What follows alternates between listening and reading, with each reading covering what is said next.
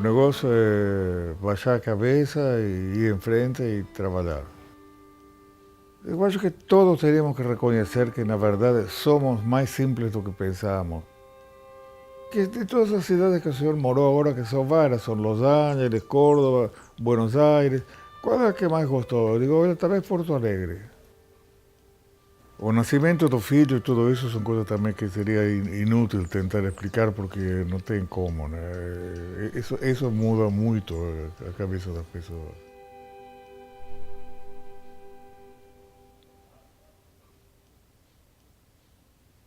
Então, quando eu falo Ivan Esquerdo, eu estou falando aqui na capacidade dele de formar bons pesquisadores e de inocular esse DNA, vamos chamar assim, da investigação, da curiosidade, da performance, da boa performance acadêmica, dos bons princípios e das boas práticas. É uma pessoa coerente, né, com as ideias dele, e que ele tem a humildade de não se achar como muitas pessoas que recebem uma coisinha desse tamanho e já sobem no pedestal, né? Ele nunca subiu no pedestal. Um aspecto importante, o Dr. Esquerdo, durante alguns anos, foi um dos pesquisadores brasileiros mais citados no exterior. Isso, por si só, já deixa claro qual o papel dele e qual a contribuição dele. O legado do Dr. Esquerdo não é medido em termos de PUC ou em termos de Rio Grande do Sul. O legado do Esquerdo é medido numa escala da ciência mundial, na área em que ele atua e que ele desenvolveu suas pesquisas sobre a memória na área de neurociências. Então, o Esquerdo ele foi um dos pioneiros da neurociência brasileira. Junto com alguns pesquisadores do estado de São Paulo e do Rio de Janeiro na época, ele é um dos pilares dessa história. Quando ele está produzindo ciência que muda o mundo, ele está mudando o seu microambiente de uma forma muito impactante. O esquerdo é tipo ame ou deixo, né? É muito difícil tu ser neutro para o esquerdo. Posso te dizer que é uma das pessoas mais impressionantes, mais queridas, mais apaixonantes, mais intensas que eu já conheci. Como eu fui orientado durante muitos anos, todos os pedidos de bolsa e de coisas que eu fiz, ele sempre tinha que ter uma carta de recomendação, né? Até hoje tem, e o mestre sempre fazia as cartas para mim, né? Então, assim, ele sempre dizia que ele não sabia, às vezes, quem era o mestre e quem era o aluno, porque ele estava sempre aprendendo comigo, assim como eu aprendia com ele. E isso foi uma coisa que me marcou muito, né? E porque, assim, não tinha comparação o quanto ele sabia, né? Na verdade, somos todos seres humanos, somos todos com virtudes e defeitos. E não tem, uma vez que nascemos e estamos circulando por aí, já não tem nada de que se gabar disso aí. Somos o que somos.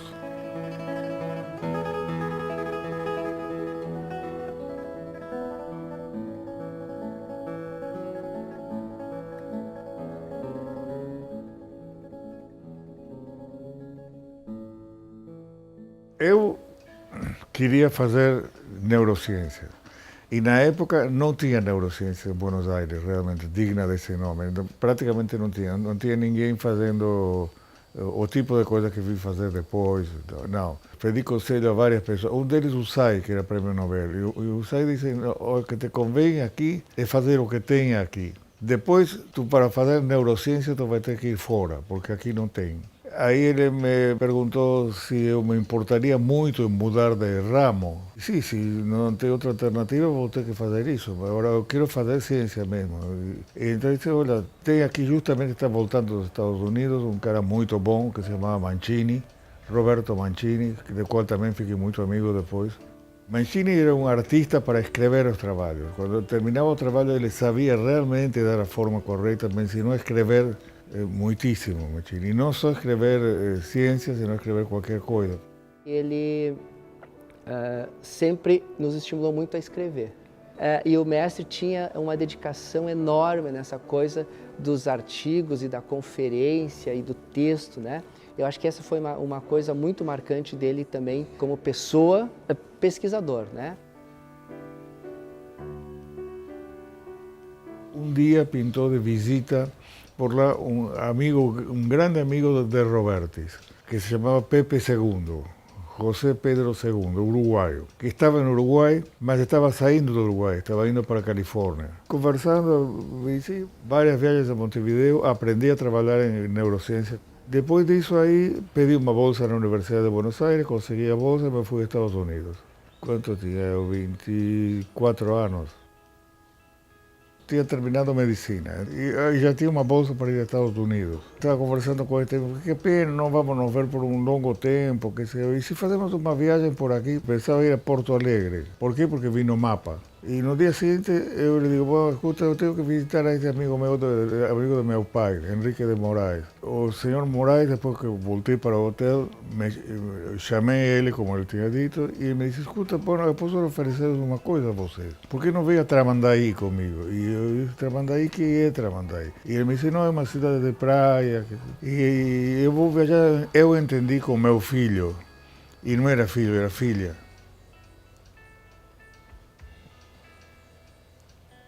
Eu estava sentada lá atrás e ele entrou, né? E foi assim, a gente começou a conversar, ele em espanhol, meio tentando falar português, assim, meio... Eu não, porque quando eu não sei, eu não tento. Tinha me declarado até oficialmente para o pai da Ivone, que eu queria casar com a filha. Me chamou a atenção que ele fosse tão jovem, apesar de já ter todas essas qualificações, né? Começamos a nos escrever, ele me mandou uma primeira carta quando voltou para Buenos Aires, e eu respondi. Dessas cartas a gente tem todas guardadas. Mas eu estava nos Estados Unidos e a Ivone estava em Porto Alegre, então daí fazer o quê, se não esperar? No começo foi difícil porque o correio demorava tipo 1 semana, 10 dias. Na metade da bolsa eu voltei, nos casamos e aí continuamos a viagem. Ele tinha proposto um casamento por procuração e eu iria para lá.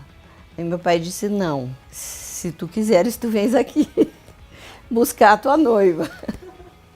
Bom, e assim foi, né? Meses depois ele veio. E depois de Nova York a Los Angeles, que é o polo oposto. Los Angeles com calorzinho californiano, sol, paraíso para nós. Los Angeles continua sendo para mim, de certa forma, minha segunda pátria ou algo parecido. Eu tenho um grande afeto por Los Angeles. Parte do que eu sou hoje, uma parte importante, vem daí. O nosso primeiro filho nasceu lá, no mesmo hospital que ele trabalhava.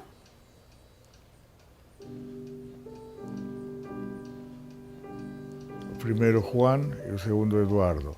Ser pai é uma condição, é como se a gente fosse lhe otorgado um título honorífico, assim, como ser conde ou duque ou alguma coisa.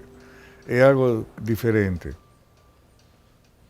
A gente não é o ponto final de uma linha, senão que é um ponto dentro de uma linha longa, né? Muito presente, sempre. Eu gostaria de poder lembrar todas para sempre, mas não dá. A memória do nascimento dos 2 filhos, por exemplo, e dos netos. Essas memórias eu gostaria de não perder jamais.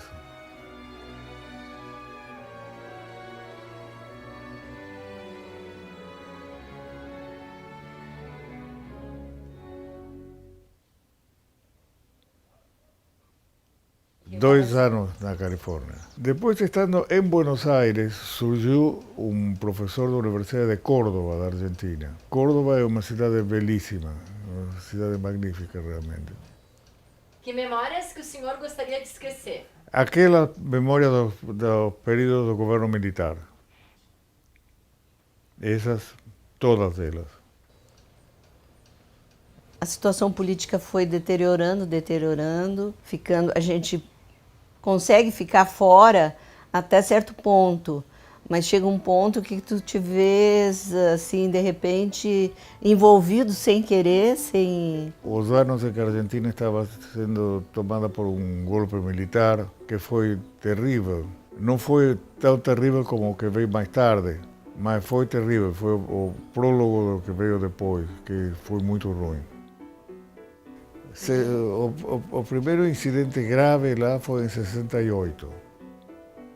Não sei se ouviram falar do Cordobaço. Eu gostava lá, eu gostava de trabalhar lá muito, porque eu tinha uma equipe de gente fantástica lá.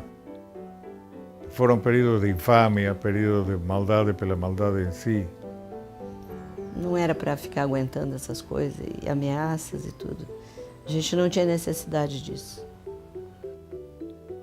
O grupo armado revolucionário X ou Y tomava a universidade, a cor dos tomadores da universidade variava, mas a consequência para quem estava lá dentro e queria só trabalhar eram iguais.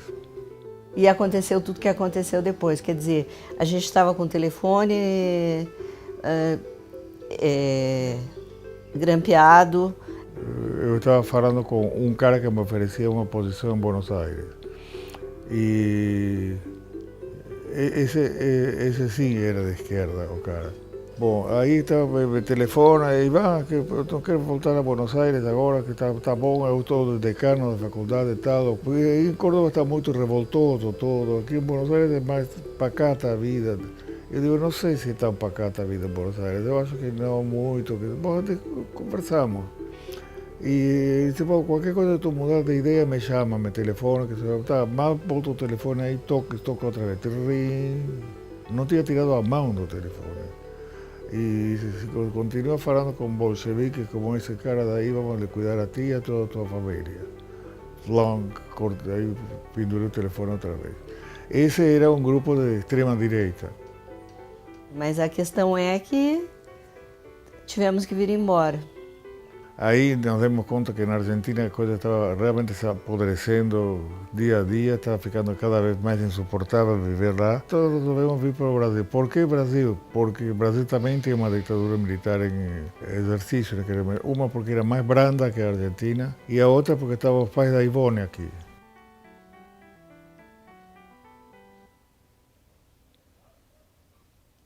Essas mudanças assim de países, elas exigem das pessoas uma grande dose de desligamento das coisas, de desapego. Por exemplo, quando nós saímos de Córdoba, nós saímos com as nossas coisas pessoais, os livros todos e só. A ideia não era ficar no Brasil, era passar um tempo aqui e nos mandar talvez para Estados Unidos ou alguma coisa assim. Que o Esquerdo, quando veio da Argentina, já tinha estado aqui na URGS, em Porto Alegre, um período curto. Foi quando eu rapidamente conheci o Esquerdo. Depois ele foi para São Paulo e muito tempo depois eu fui fazer doutorado com ele em São Paulo. Aqui em Porto Alegre, naquela época não tinha quase nenhuma condição de fazer pesquisa. Mas em São Paulo, uma noite, a noite do meu 40º aniversário. A Ivone, ele, mais um pessoal, acabou caindo no assunto da possibilidade de ele voltar, tinha gostado de estar em Porto Alegre. E eu digo, opa, isso aí é uma oportunidade de ouro, né, para a ciência gaúcha, né? Porque realmente é uma cidade que tem um tamanho adequado, na época não era tão grande assim como é hoje, era menos. Eu vim conversar com o Dick e em poucas horas se fez o contrato do Esquerdo. E o Esquerdo acabou voltando para a URGS para mudar para sempre, para melhor, a bioquímica, a ciência gaúcha e todo o impacto que ele teve. Foi uma noite muito importante para a minha vida e para a vida da ciência gaúcha. Era uma família estendida, né, ao departamento de bioquímica, e ele era uma parte muito importante disso, né? Sempre gostou de dividir aquilo que ele sabe. A busca por trabalho fora do Brasil foi parando, porque comecei a me sentir bem aqui. E começamos, todos estávamos em casa aqui, realmente. Os pais da Ivone moraram aqui, já tínhamos amigos de antes aqui, toda a turma da Ivone, outros que fizemos depois. Então, era o lugar para vir, era Porto Alegre. Desde 74 estou aqui e não saio daqui nem a pau. A vinda para a PUC foi que me aposentava na URGS e já isso me propôs vir para a PUC e aí estou desde então muito contente, porque era ou terminar porque me aposentava ou continuar mais alguns anos e os anos estão sendo bastante. e estou continuando, quer dizer que fiz bem. Eu era diretor do IPB, de Pesquisas Biomédicas. A linha que começou a se destacar dentro do Instituto foi a área de neurociência. Pensava, disse assim, bom, isso aqui está crescendo, só que precisa agregar pesquisadores sêniores e que ajudem nessa construção de uma neurociência forte na Pontifícia Universidade Católica do Rio Grande do Sul. Bom, o INSER por si só já foi um processo maravilhoso, né, de construção conjunta, tendo o Dr. Esquerdo como uma pessoa absolutamente chave nesse processo, assim como o Dr. Jaderson, uma dupla do mais alto nível, né, no processo de concepção do Instituto do Cérebro do Rio Grande do Sul, certamente o centro de neurociências mais desenvolvido e melhor equipado da América Latina. Eu estava mais envolvido com questões na época relacionadas a convulsões, barreira sangue-cérebro, e o professor Esquerdo tinha pesquisas muito interessantes na área de comportamento animal, e já havia o interesse dele pela memória. Por exemplo, trabalhamos muito em extinção, de como a pessoa faz para abafar e evitar a evocação de uma coisa que aprendeu. A gente tem que investir nas pessoas. O cérebro é o local onde estão os cérebros. Equipamentos, laboratórios, espaços são importantes, lógico, era uma preocupação minha, mas não é o mais importante. O mais importante era a pessoa, e as pessoas chamam-se professor Ivan Esquerdo. Isso é uma valorização de uma nova forma de trabalho, de sair da função pública para uma instituição privada. Que eu já tinha experiência de instituições privadas, ele não tinha. Tratamos com pouquíssimos meios, mas conseguimos fazer coisas porque tem uma equipe de gente fantástica. Acho que o Esquerdo orientou uma centena de cientistas, né, na vida toda, um pouco mais talvez. E ele era muito generoso no sentido de ter muita paciência, explicar como é que eram as coisas, como é que se interpretava e tal. Cobrava que a gente começasse o mais rápido possível a ser independente. E além disso, é uma pessoa que se preocupa, além de mostrar para a comunidade científica os seus achados e as suas percepções, ele é um homem que divulga muito bem. Eu acho que nós tivemos a oportunidade de conviver com ele como orientador e poder escolher ficar amigo dele. Trabalhei em memória em Buenos Aires, Córdoba, e depois aí São Paulo trabalhei em memória, Porto Alegre, e daí continuei sempre trabalhando em memória. Daí. Na medicina, no segundo ano, sim, me virei completamente para o lado da pesquisa, porque aconteceu uma coisa, era no ano 55 isso aí. E no ano 55 teve uma revolução na Argentina que derrubou Perón, que era o presidente do momento. Mas aí veio um golpe que trouxe o contrário, trouxe as universidades foram estimuladas e voltaram pessoas que tinham sido expulsas ou tinham emigrado do país. Então era um momento assim de apogeu, era um estímulo. Só a presença deles já era um estímulo para os mais jovens querer fazer ciência igual que eles, igual que os grandes mestres que estão voltando, ou coisa assim. Quer dizer, um mestre é uma pessoa que forma, que ensina, que inspira as pessoas, que é muito respeitado não só pelo que ele faz, mas pelo que ele pensa também. Mas o Esquerdo ensinou sendo quem ele é. E a gente atesta que o que ele faz é importante pelo impacto que ele tem na ciência. Compreender a memória como o Esquerdo compreendeu e divulgou, muda a maneira das pessoas serem professores e serem alunos. Esse talvez seja um legado que às vezes eu nunca tinha falado sobre isso, mas que talvez nem o Esquerdo tenha se dado conta. Os cientistas se formam geralmente na universidade. Pouquíssimos se formam na indústria ou em instituições paralelas às universidades.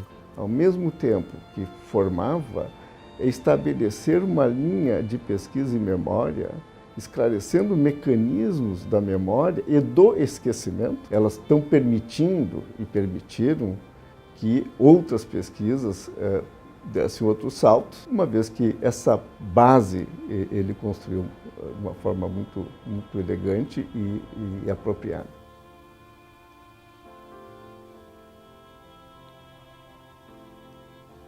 A gente passou por alguns momentos muito emocionantes, vários prêmios, várias situações. de ele receber, por exemplo, uma que eu me lembro muito bem foi em Washington, quando ele foi nomeado membro da National Academy of Sciences, a Academia Nacional de Ciências dos Estados Unidos. Foi um momento assim muito importante. E ele saiu de lá mesmo, a pessoa que entrou. Outros momentos também aqui com prêmios nacionais e a Gran Cruz do Mérito Científico. O doutor Esquerdo, quando ele foi a Brasília, recebeu a Comenda Nacional do Mérito Científico, né, a mais alta honraria concedida a um pesquisador no nosso país. Representava não só ele mesmo, enquanto cientista, enquanto uma personalidade da ciência mundial, mas também o Instituto do Cérebro, a Faculdade de Medicina, a PUC, né? E o último, até agora, eu tive que ir lá receber, né? Então isso aí foi uma experiência também muito marcante. Eu estava assim meio que anestesiada. Felizmente o que eu falei, o que ele escreveu, não fui eu que escrevi, foi ele. Sinto mais que orgulho, uma satisfação muito plena, muito grande. Eu me sinto satisfeito por todas essas coisas e fui eu que fiz, olha só, né? É um pouco isso, assim, um pouco... Não é deslumbramento, senão reconhecimento de que foram coisas que valeram a pena.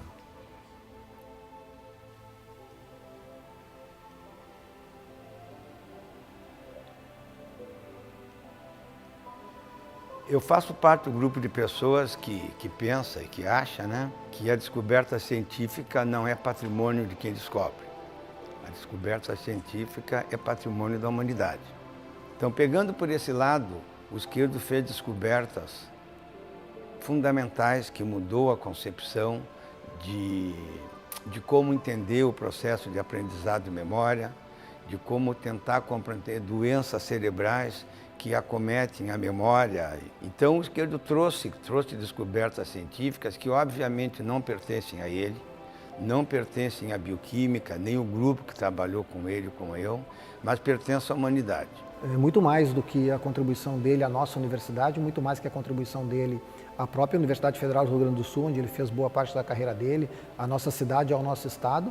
Ele deixa um legado à humanidade, ele deixa um legado de avanço da ciência e desenvolvimento da área de neurociência nos mais altos padrões de desenvolvimento científico mundiais, né? Foi a capacidade dele de demonstrar que a pesquisa ela era transformadora e que isso dependia um pouquinho de inspiração, mas muita transpiração. E isso ele fez. Pelo exemplo dele, né, pelo fato dele existir e fazer o que ele faz, e pelo fato de ser uma pessoa inspiradora como ele acabou criando essa cultura da pesquisa científica. Posso dizer que tem hoje em dia gerações de pesquisadores que têm a marca, né, do Esquerdo como assim o pai, né, o iniciador de tentar fazer as coisas no limite do conhecimento. Mas mudou a nossa maneira de fazer ciência, mudou a nossa maneira de ver a vida. Eu certamente sou muito o que eu sou hoje porque eu conheci o Esquerdo e acho que sou muito feliz por entender a intensidade de vida que ele transmite para as pessoas, inclusive para mim.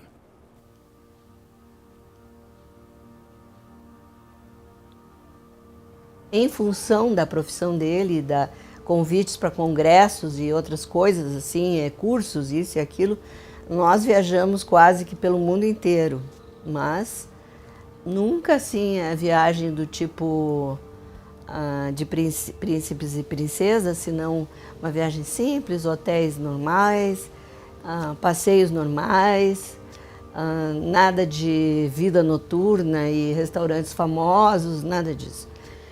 A gente vai pela cultura para conhecer o lugar, para conhecer as pessoas, os museus, o que tem de interessante para mostrar. Somos o que somos. Então, para que fazer a coisa maior do que parece? Depois a gente se sente perdido no meio de um vácuo terrível, imagino, né? A aposentadoria nunca passou pelo seu... Não, não passa pela minha cabeça, porque tenho medo de morrer com a aposentadoria. Eu prefiro morrer de repente, em algum momento extemporâneo, Mas não que estou querendo ainda continuar e não posso porque morri. Nunca pensei que ia ter tanta viagem para lá e para cá, carregando família e um monte de coisa. Mas imaginei que seria algo parecido ao que está sendo minha caminhada.